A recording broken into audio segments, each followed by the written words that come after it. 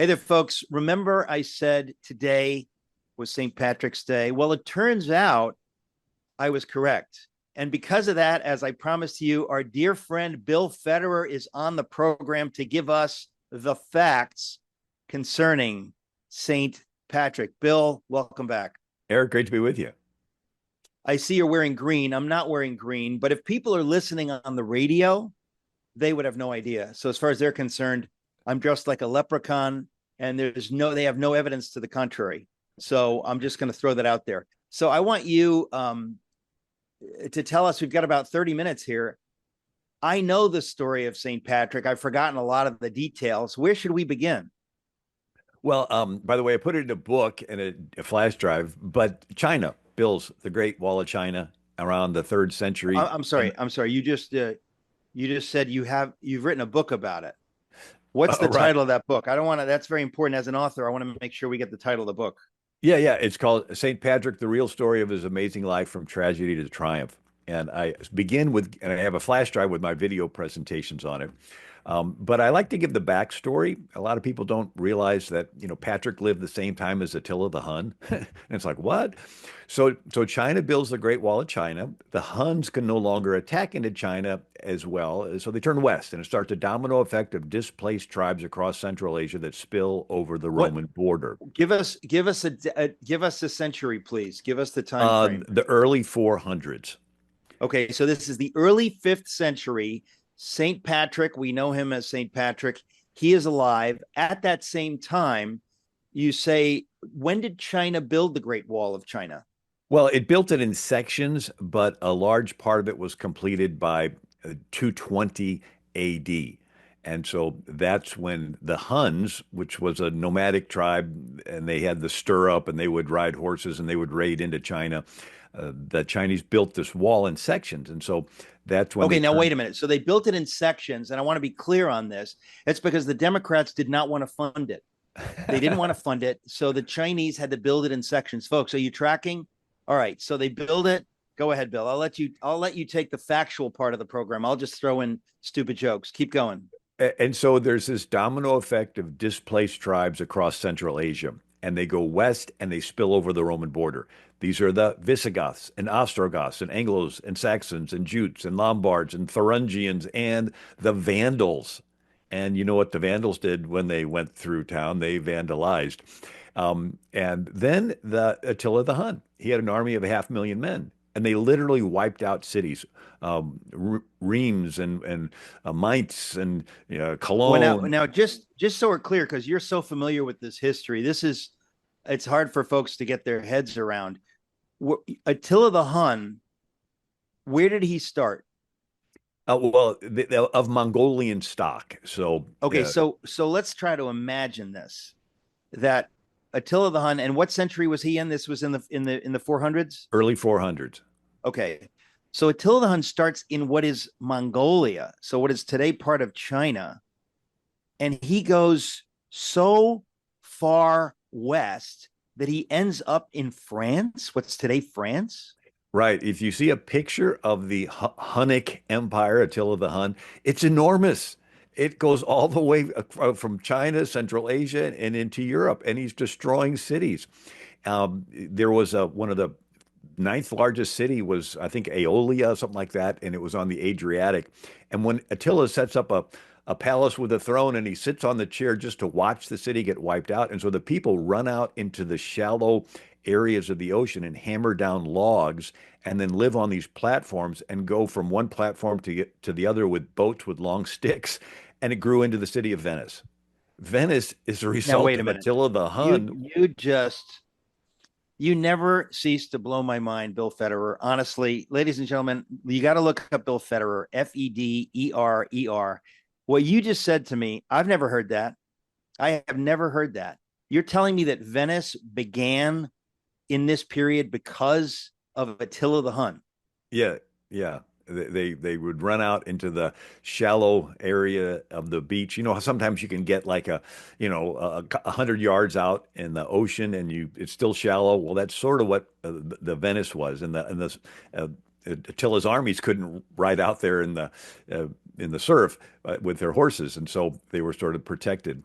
But then St. Genevieve. So Attila is headed toward Paris, and this young woman gets all of Paris to fast and pray. And for some reason, Attila skips sacking Paris. So Genevieve is considered the patron saint of Paris. And now Rome had gone woke. They had gone soft. They did not allow the people to be armed, only the military.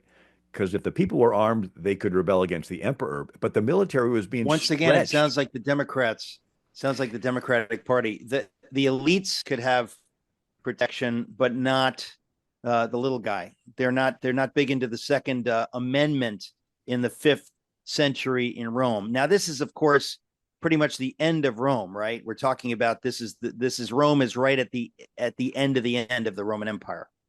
Right. So Attila is planning on marching toward Rome, and the Pope, I think it was Pope Leo, goes out and meets him, and Attila decides to skip going into the peninsula of Italy, and Rome is saved in 453. So there's artwork on churches of Attila and the Pope meeting, and above their head is an angel with a sword, and they're saying, well, the angel scared Attila away. But nevertheless, in 476 AD, the Visigoths did invade Rome and they sacked it. And so 476 AD is considered the end of the Roman Empire and the beginning of the Dark Ages. But so you have Attila scourging Europe. Rome, a couple of interesting things. They were immoral. They had bathhouses. I won't get into all that they did. They had exposure of unwanted infants, their version of abortion. So if a Roman woman bore a child, she'd lay it at the father's feet. If the father picked it up, they would keep it. But if not, she would have to put it out in a basket in the woods and expose it to the elements and let it die. And it was horrible. But the Christians would have a reputation of caring for the children. So the Roman women would leave the baby in a basket on the door of a Christian family, knock on the door, and then run away and watch. And that's where you get the story of, an elderly Christian couple and a baby in a basket. So then they Now, when are we gonna start talking about leprechauns and green beer? Because I know you're going there. This is St. Patrick's Day, and you're giving us a typical Bill Federer amazing tour of history. How do we get to Patrick? So Rome, 55 BC is when Julius Caesar first invaded Britain. So Britain was a Roman colony, but when all this Attila is invading, Rome has to pull its legions back from the frontiers. And so suddenly Britain's left unprotected, and you have marauding bands, robbing, stealing, killing, and kidnapping. And so around 405 AD is when Patrick is kidnapped and taken to Ireland. We don't know much about him, but patrician, Patrick, is the name for nobleman. Plebeian is the name for commoner. Like, if you pledge a fraternity, oh, they're the plebes. But he was so we know a little that he's from a wealthy Christian family. He gets to Druid Ireland. Now, Druids is where Halloween came from. They believe that Now, actually, I'm sorry, I keep interrupting, but I want to be clear here that we're saying that at the very beginning of the 5th century, so 405 around there, Patrick is a young man and he is kidnapped by marauding bands of these. I mean, this is what they would do. And he is taken to Ireland, which is a pagan nation. Yeah, it's like sending your kid away to college. I mean, anyway. It's almost as bad as sending your kid to an Ivy League school. Okay. So the Druids is where you get Halloween. They believe the woods were filled full of spirits, poltergeists, whatever, that needed to be appeased all the time. And so that's where you get the trick or treat, right? If you don't leave a treat, you'll get something bad will happen. And Bill, I'm so sorry. I promise I will not be interrupting through the whole hour. Folks, we'll be right back. I want to remind you of our fundraiser with Food for the Poor. Please go to metaxastalk.com. You'll see the banner right there. Feed the Future. Metaxastalk.com. Very important. Metaxastalk.com. Welcome back, folks. It's St. Patrick's Day. We're talking to our friend Bill Federer, who has written a book about St. Patrick and who's giving us this extraordinary history of the true story of St. Patrick. So you were just saying that he's a young man, he probably a nobleman where would he have been? And what's today, France or England, or where was he living? No, it was Britain. So it was on the I'm sorry, the coast. He's of living in Britain. England. He's kidnapped by marauding tribes and taken to what we know of today as Ireland. Right, and ire means green, but the Druids is where we get Halloween. They thought if you had a scary face like a jack-o'-lantern, it would scare away the demons. I mean, that's sort of why they have, gargoyles on Notre Dame Cathedral and the downspouts. Like, why do they have an ugly thing? They think it'll scare away the demons. It doesn't work that way. The name of Jesus scares away the devil. But here he is, and Thomas Cahill wrote in How the Irish Saved Civilization, Druids sacrificed prisoners of war to the war gods. They sacrificed newborns to the harvest god. They used the head of their captured enemies as footballs in their victory celebrations. They'd use skulls for ceremonial drinking bowls. I mean, this was the Druids. So Patrick's a slave over there. He tends sheep for a Druid chieftain. And after a while, he begins to remember his parents' Christian faith and he ends up believing and converting. So after his entire 30 years of ministry, church leaders in Britain now begin to, somebody says, hey, I remember him when he was a young boy. He told me he didn't believe in God. And church politics being as they are, they wanted him to leave Britain and come back for a little church investigation. And he said no. Wait, He said, I'm confused. He's taken as a slave from England to what's Ireland, and these pagan chieftains keep him as a slave to tend sheep. How long does that last? 6 years. Okay, But 6 years. So and while he's there, does he have some kind of an experience with God while he's alone tending the sheep as a slave shepherd? right. He writes about this in the Confession of Patrick, and it's a document that all historians agree is authentic. And he wrote the Confession of Patrick when he's later in the church leadership in England after 30 years wants to have him come back and answer these accusations. And he said, no, I'm not going to go back. I'm going to die in Ireland, and I'm going to write my confession. And so what we have is his sort of like the Apostle Paul, had he not been put in jail, he wouldn't have written those New Testament letters. And so in his confession, Patrick writes that I was a mere boy, 16 years old, taken captive. I did not know the true God. I was taken to Ireland, many thousands of others. We didn't keep God's commandments. But after I came to Ireland, every day I had to tend sheep. Many times a day I prayed. His love and fear came over me more and more. And sometimes in a single day, I would say as many as 100 prayers, and as many at night, through snow, through frost, through rain, on the mountains. I felt there was no sloth in me. And then he says that the Lord opened the sense of his unbelief, and he trusted in the Lord, and like a father, the Lord watched over him like a father, a son. And then he began to have dreams. And he said, one night I heard in my sleep a voice saying to me, it is well that you fast, your ship is ready. And so he takes this as God directing him to escape. And he goes to the coast, and there's a boat putting wolfhounds on it to take to Europe to sell as hunting dogs. And they tell him if the dogs mind him, he can come along.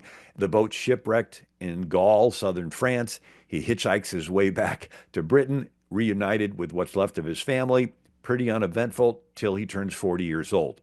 And then he has another dream. And he writes in his confession, he said, in the depth of the night, I saw a man named Victoricus coming as if from Ireland with innumerable letters, and he gave one of these to me. And I read the heading, which ran, The Cry of the Irish. And while I was reading, I thought I heard the voice of those who were beside the wood of Folkleth near the western sea call out, please, holy boy, come and walk among us again. Their cry pierced to my very heart. I could read no more, so I awoke. So he took this as a call from God to go back to Druid Ireland. And so he says goodbye to his family. And with a half a dozen guys, he goes over there. He goes to the chieftain where he had been a slave, and the place was burnt out and people killed in a battle with a neighboring tribe. So had he not escaped, he probably would have died. But then he goes to the main chieftain, and he goes right into the smoky den and presents the gospel. This would be the equivalent of you going into a drug dealer's den, right? And he's unarmed. And the Druid priests realize his new religion will displace them, and they want to kill him immediately. And the chieftain was like, well, what's the hurry to kill him? He's unarmed, and we don't get visitors that often. And so the chieftain gives him a plot of land, converts, And Patrick uses that as his headquarters to go. There's about a dozen different chieftains across Northern Ireland, and he does top-down evangelism. He basically says, my God's more powerful than your pagan gods. And they tried to kill him. In his confession, he says, daily I expect murder, fraud, or captivity, whatever it may be, but I fear none of these things because of the promises of heaven. He said that the merciful Lord freed me from slavery and from 12 dangers. God is my witness that he would forewarn me by divine messages. And I came to preach the gospel in Ireland and to suffer insults from unbelievers. And so one time they laid a ambush for him in a valley, and they waited and waited, and the only thing they saw go by was a deer. Yet the next day, Patrick was on the other side of the valley. And so one of Patrick's prayers is called the deer's cry, or the breastplate of Patrick. One story was a druid conjured a fog. It was thick, and Patrick says, can you disperse it? And he couldn't. And so Patrick prays, and the light shoots through the fog, and the fog disperses. And then, then it said, and the druid fell dead. It's like, okay, I'm not quite sure what to do with that. And then there's the famous contest at Tara. And so this is northwest of Dublin, and it's a very flat plain, and then there's a big rising hill. And the story is that the chieftain would make everyone extinguish their fires on this particular night of the year, and then bring a gift like a goat to the Druid priests, and they would get coals to relight their fire for the next year. And whoever did not extinguish their fire on this particular night would be put to death. Well, it happened to be the night before Easter. And Patrick's like, far be it from me to submit to this pagan king. And so he goes to the top of that highest hill called Croag Patrick, Hill of Patrick, and he lights a bonfire that can be seen for 20 miles around. And the king, King Leary, said, if we do not extinguish that flame, it will sweep all over Ireland. And Mary Cagney writes in an article, Patrick the Saint, he talks about the chieftain sent men up to kill Patrick. He prays in a loud voice, may God come and scatter his enemies, and they're struck down, sort of like Elijah on the mountaintop, and King Joash sends 50 soldiers to get Elijah. Oh, man of God, come down. He goes, if I am a man of God, may fire come down and consume him. And anyway, so those guys are knocked down. Not quite sure what happens to him. But then the king comes and on bent knee and converts. And he uses the three-leaf clover to teach the Trinity. These are illiterate Druids, and they can't read. And so he uses this as an illustration, Father, Son, the Holy Ghost, three in one. And then he is always associated with driving the snakes out of Ireland. There are no snakes in Ireland today. It's too far north, climate-wise. But before 800 AD, which was the Little Ice Age, it was warmer up there. So they could have had snakes, and he could have driven them out. Some commentators say, well, maybe it's symbolic of him driving out demons. He dies on March 17th, 465 AD. So that's 465 all the way to the 1100s. You have the monk named Jocelyn, and he writes a book called The Life and Acts of Saint Patrick. So it's written 7 centuries after Patrick, so there's really no way of verifying it. But from the 12th century on, these are the stories that have been passed down about Patrick. And so just some of the chapter headings, I think, actually, are worth mentioning. Bill, we're gonna come back because I've got a lot of questions about this. It's St. Patrick's Day, folks. We'll be back. I want to remind you, we're doing a fundraiser with Food for the Poor. It really is a joy that we get to give, that we get to go, that we get to do God's will and feed the hungry. And there are many children that are hungry in Central America, and particularly in El Salvador at this point. Food for the Poor is feeding them, but they need your help. So I ask you very bluntly to please go to metaxastalk.com. You'll see the banner. It says Feed the Future. I've given you the details at other times, but We need everyone who can possibly to step up. So please go to metaxastalk.com. You can see the banner there, metaxastalk.com. I'll give you the phone number when we come back, but the website is metaxastalk.com. They're asking for $100 that feeds a kid for a year. This is an amazing thing. Please go to metaxastalk.com. Welcome back, folks. It's St. Patrick's Day, and I'm talking to our friend Bill Federer. Bill, it's always a challenge, when we look back in history to think what is sort of mythical or made up and what is real. Now, you and I know God does miracles, but sometimes when we're talking about saints, I know that in the Orthodox tradition and the Catholic tradition, some of it sounds like folklore. It doesn't necessarily sound real. And it's always a challenge for me. What we do know without any doubt, because you've just laid it out, is that St. Patrick was a real person. He was kidnapped as a young man. He was enslaved by pagan druids on what is today Ireland. During this period, he comes to faith. God speaks to him miraculously that there's a ship waiting to take you home so that you'll escape this slavery. He goes, he gets on the ship, he goes, and he's there for quite a while until eventually God speaks to him and says, I want you to go back to where you were kidnapped, to where you were enslaved.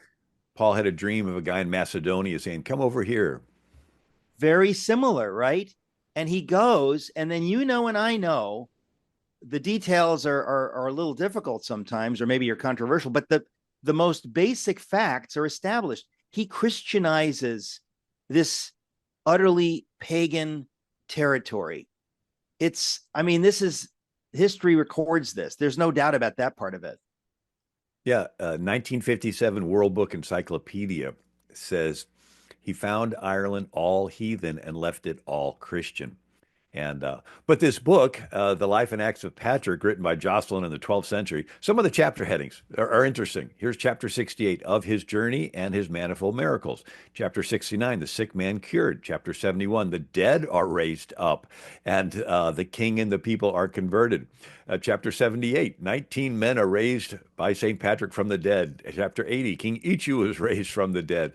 You sort of get a picture here of his the stories passed down. Chapter 81, a man of gigantic stature is revived from death. Chapter 82, another man who was buried and raised again. The boy was torn by swine, restored to life. He banishes the demons forth from the island, and the soul of a certain sinner by St. Patrick is freed from demons. And so the stories passed down, but he is known for confrontational, like Elijah type thing. My God against your God, and my God's more powerful. But he had an inferiority complex. Say that again? He had an inferiority complex. In his confession, he starts off by writing, Patrick the sinner, an unlearned man to be sure. I had long had it in mind to write, but up to now I have hesitated. I was afraid lest I should fall under the judgment of men's tongues because I'm not as well read as others. As a youth, nay, almost as a boy, not able to speak, I was taken captive. Hence today I blush and fear exceedingly to reveal my lack of education. I mean, you and I are like, what?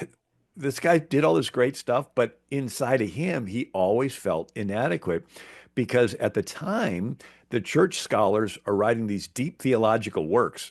And he's like, trying to use a three-leaf piece of grass, three-leaf clover to teach people, church doctrine. But nevertheless, God loves to use people who feel inadequate in themselves. I think that's an interesting thing. Well, it really is. And I think that, aren't we glad that he wrote his story and that others wrote this story, because this is real. And that's why I think, most St. Patrick's Days over the years, I want to have you on or somebody on to tell the story that it's a true story. This is history, folks. You can quibble about the details, but the reality is that St. Patrick was a man of God. He heard from God. He obeyed God. And he goes into the lion's den. He doesn't need to go back there. Most people, once you escape slavery with these pagan chieftains, you don't want to go back. But God sends him back, and it's such a beautiful story. But it's a true story. That's what amazes me, is that we know that this is real. And we know that Ireland was Christianized, to use the term. Now, I have to ask you again about the snakes. People say, oh, he drove the snakes out of Ireland. I think sometimes when people say stuff like that, it encourages uh, people not to take the whole thing too seriously, like it's kind of folklore. And I think the reality is that we don't know if that's literally true, if there were snakes in Ireland. My interpretation at this point would be to say that that's metaphorical, that he drove the demons out of Ireland, but we don't really know.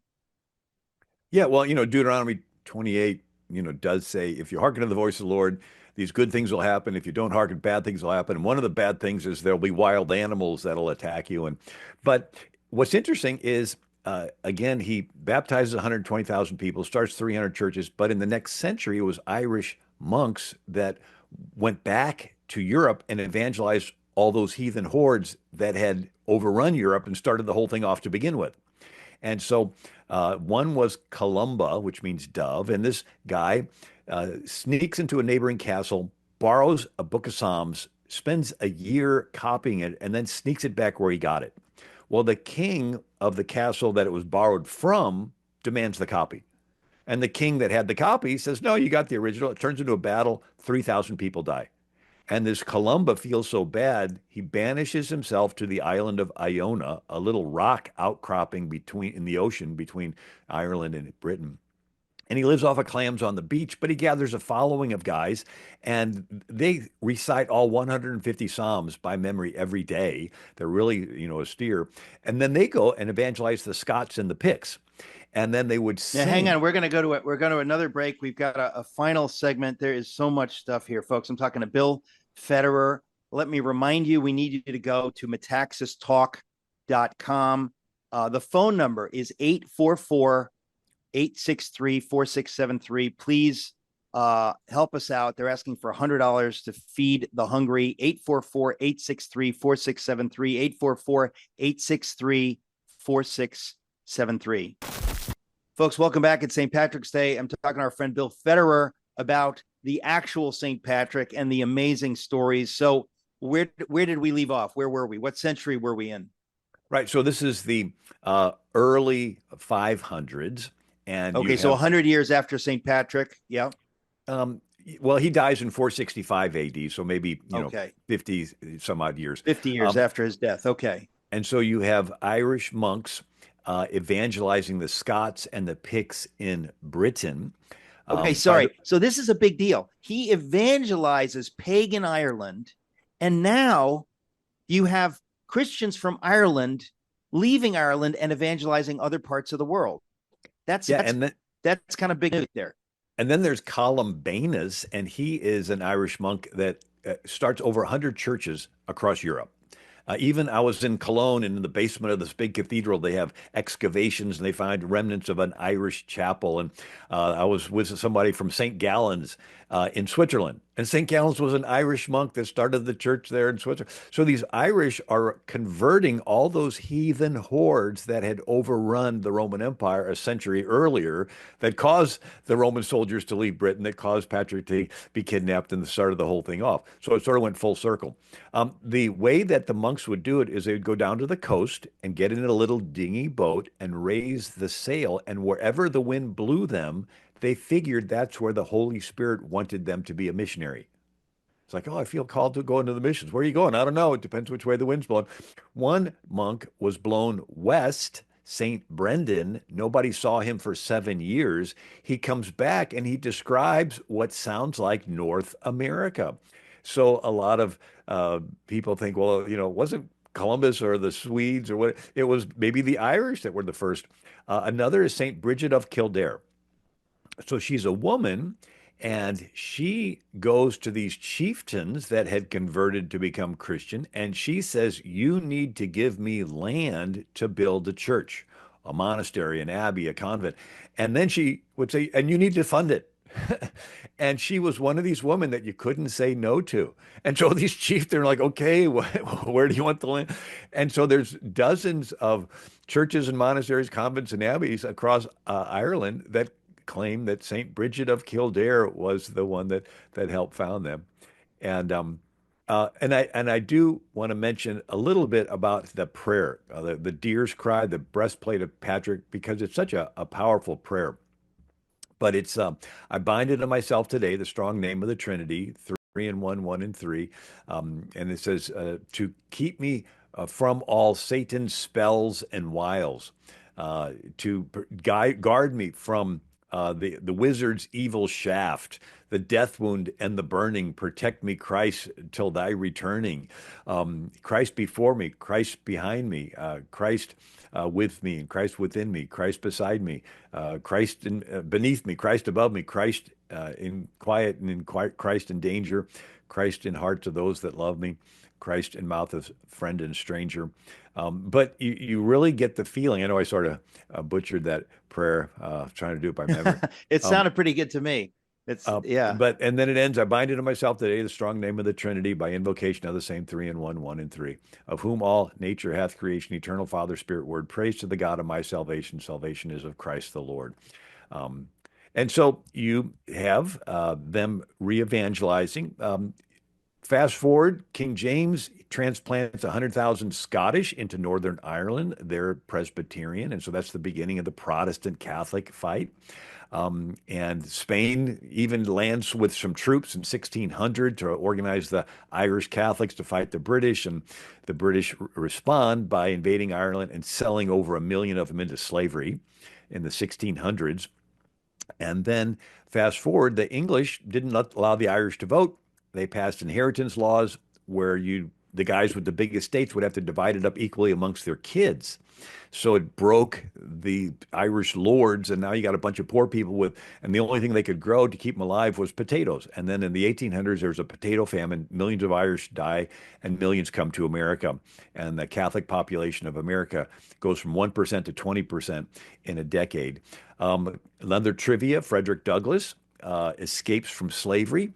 And when they say you're too eloquent to have been a slave, where were you a slave? And as soon as he says, the slave catchers come after him. So Frederick Douglass has to go to Europe, and he goes to Ireland, and he's befriended with Daniel O'Connell, and he's the one who was pushing for Irish to be able to vote. And they raised the money, $700, to buy Frederick Douglass's freedom. And so there's always been this sort of connection between the blacks and the Irish that had both been discriminated against. I was even with Alveda King, and she said, "Well, I'm black, but I also have Irish in my blood, the DNA test." And they came in such large numbers that people would put signs in their window, "No Irish need apply," and so then they would have to spread out across the country. And about 33 million Americans have some Irish in them. And but a That's an fascinating amazing story. story. People really forget. I mean, people have forgotten because the Irish are so assimilated, you don't even think of it. But the persecution in this country, in the United States, of the Irish, the way they were treated, it's abominable. And it's important that we remember that many groups have been treated absolutely despicably. It's horrifying. I never heard that story, and leave it to you. I've learned so much from you. But the idea that Frederick Douglass goes to Ireland and that there's this strong connection that he has with Ireland, I've absolutely never heard that before. I think we're at a time, Bill. Where can people find this book? Oh, thanks. It's AmericanMinute.com, and it's titled St. Patrick, the Real Story of His Amazing Life from Tragedy to Triumph. And I also have a flash drive with my video presentations with all my PowerPoint pictures and so forth. And one last piece of trivia. Once the Druids got saved and stopped chopping off heads, they go to Patrick and they said, "How should we do our laws?" So he takes a little Irish law, a little Bible law, a little Latin law, and it's called the Code of Patrick. They take it back to missionaries to Britain, and in the 800s, Alfred the Great codifies it. He's the founder of Oxford, and then it becomes the basis of English common law, and then American law is based on English common law. And guess what? So here, Patrick even may have influenced the laws we have in America. Unbelievable. AmericanMinute.com. AmericanMinute.com is the website. Folks, I want to remind you again and again, we need your help with Food for the Poor. It's urgent. The phone number is 844-863-4673. The website is metaxastalk.com. You'll see the banner right there. It says Feed Their Future. $100 feeds a kid for a year. Folks, this is real. Please help give what you can. Some of you can give $100. Some of you can give less. Some of you can give a lot more. Metaxastalk.com and the phone number 844-863-4673, 844-863-4673.